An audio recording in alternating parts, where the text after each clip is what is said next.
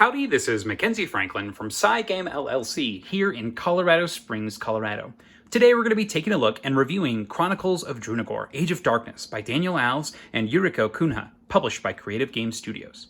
Now this game recently fulfilled to Kickstarter backers and is still in that fulfillment process, but this is one that we've been waiting for about a year and a half for, and it presents a dungeon crawl style game that features 3D terrain as well as lots of classes, level up systems, and rewarding campaign play, as well as one-off scenarios and competitive play. So without further ado, let's jump in. So during this game, you're going to be choosing a character of some sort. So there's lots of different characters to choose from in the base game, as well as multiple expansions, ranging from people like Orc Barbarians to Ifrit Assassins. Some of these are even double-sided, so you can pick different characters, but you have lots of different choices when it comes to the characters you'd like to be. Once you choose your character, you'll slot them into one of these boards. This is an add-on that you can have, and this will have room for different action cubes to activate your effects. In addition, you have a health tracker up here, room for some items, as well as new slots for items that you'll be using, as well as new skills and abilities. So to set up the game, you're going to be taking this adventure book. And let's just go ahead and jump to scenario 1 here. And in the scenario, it's going to tell you the layout of the mission, and that's going to be your initial map, as well as some story and some rules regarding how the darkness interacts with. We'll talk about that in a second. So the way this works is you're going to be taking these 3D tiles here. So these 3D pieces, so these are all game trays, so they fit these nice flat paper tiles on top of them, and this is going to give you lots of different varied terrain. So they're double-sided, so you can kind of mix and match different things. So really cool here, you have lots of choice. I guess the scenarios have lots of choice on what to present you. The terrain also comes in different levels. Like this one has 2 different levels, pretty cool. You can even put some of them just straight up on the table so you could have a 3-level game. There are also some really cool pieces that involve bridges that you can use in order to add even more 3D components, and they slide just under like this, and you can even add more to your, I guess, experience in the overworld. So you're going to spawn your character on the board, and you'll have some type of mission that you're going to be carrying out. Usually that's going to involve you fighting off creatures. So these could be, you have a variety of creatures that you can randomize, but some are set for each mission, but you'll be trying to take them out. Now, the way that this is done is using an action cube system. So on your turn, you're going to get 3 actions, essentially. The first action is a movement where you can move around up to 3 spaces. You can move diagonals and whatnot. And then you'll be using your cubes in order to take actions. The color of the cube matters because each of these skills requires a specific color. And based on the character you pick, you're going to have a certain amount of cubes of each color. So for example, say I want to use this shadow step effect. Lets me jump and do some movement on an opponent and damage. You put the cube here and you perform the action. Very straightforward. Now sometimes you may want to do something like this vile strike. This is strike 1 hit. This allows you to do a melee attack, and to do that, you're going to need a weapon of some sort. So the weapons are pretty straightforward as well. You're going to pick a specific weapon, and you'll need to roll a specific number. So for example, say you were going to use this dagger here, you would need to roll a 7 or plus on a 20-sided die. So this game is based on 20-sided die combat, so you got to make sure that you hit that number. Now there are some bonuses that you can get based on the terrain levels as well as darkness, but just keep in mind you're trying to hit this number with your d20. So that being said, the other key feature of this game is the darkness itself. You have these darkness tiles that are all these different polyomino shapes. So we've got a huge tray of them of all different shapes and sizes. And this is sort of the timer. Usually at the end of a round, you're going to pick one of these rune tiles. It'll tell you what shape to find, and that is going to start at one of these spawn points and going to be trying to chase after you. If you're standing on it, it's probably going to get you. So you'll actually put it on the board there in a way that it's going to hit you, and whenever it gets on you, you're going to be taking damage, as well as you'll get some negatives to your accuracy, and enemies will get stronger if they're in or around darkness. So you definitely don't want to hang out in darkness too long, because it will damage you. So I really like this. It's a mechanic that's going to kind of push you forward to exploring the dungeon. I'm not going to go into too many other details. This is pretty much the big thing, but there's 2 more points that I want to talk about. The first part is how you progress from stage to stage, and generally that's going to be in the form of doors. So you're going to actually slot these door cards into these components, so something like this. So you might have to cross this vat of acid in order to reach the door here. And when your character gets there as a free action, they can open this up and then they can see what's inside here. And this is from the first scenario, so no crazy spoilers here, but this will introduce a new room, some story, some special rules, as well as populate it with monsters. And this is scalable. You can play this solo, and it scales all the way up to 5, so you can summon monsters based on the number of people playing. So very straightforward on what you're putting out, but there's also this other cool feature called Interact, and that's something that I enjoy. This is sometimes you'll have these little interact tokens on the board, and if they're on there and your character's next to them, you actually get to dive into this book here, the adventure book.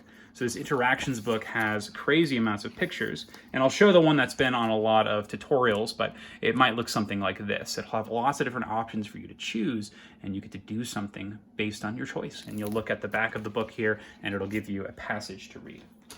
So that's a very broad overview of the game. You've seen all the different pieces, all the different way things move. So very simple turn structure. You're going to be moving on your turn and then taking 2 actions with those action cubes. And this is all tracked using this large initiative track. But there are also some other small bits that I'll talk about here in a second. So first off, what are the things I really enjoy about this game? I really enjoy the leveling up system.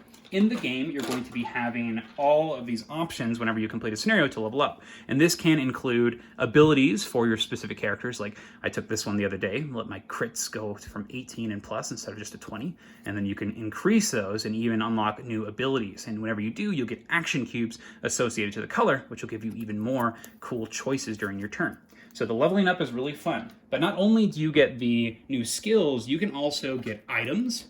And these items come in all shapes and sizes. They provide new action spots that you can use, or new trinkets, passive abilities, different weapons. You got all sorts of cool stuff with these items. And the game will tell you which levels to take them from. So I really like the leveling up system in this game. In addition, I also just really enjoy the characters and using all of your different abilities. So each character is very unique. You've got all these really cool effects based on their type. So this is a cleric, so he's got all these really cool effects based on his clericness. Vorn is really fun. You've got this ability where you can rush in and damage people around you. You've got the monk, so just like in D&D, the monk is ridiculous. You can stun people and knock them down. It's pretty wild. So lots of cool variants with all of them, and usually they are double-sided, so you can pick the one that you want to be. So I really like that aspect of this.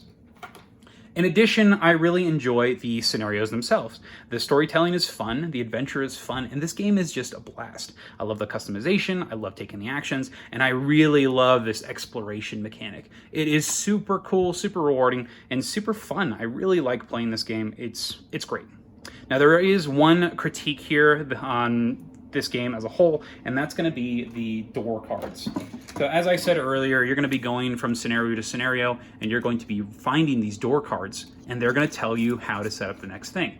Now these door cards do feature this QR code, which is going to change up the layout and the events, which I think is really cool for replayability, so you can go back in after you're done and play it with variety, which is awesome.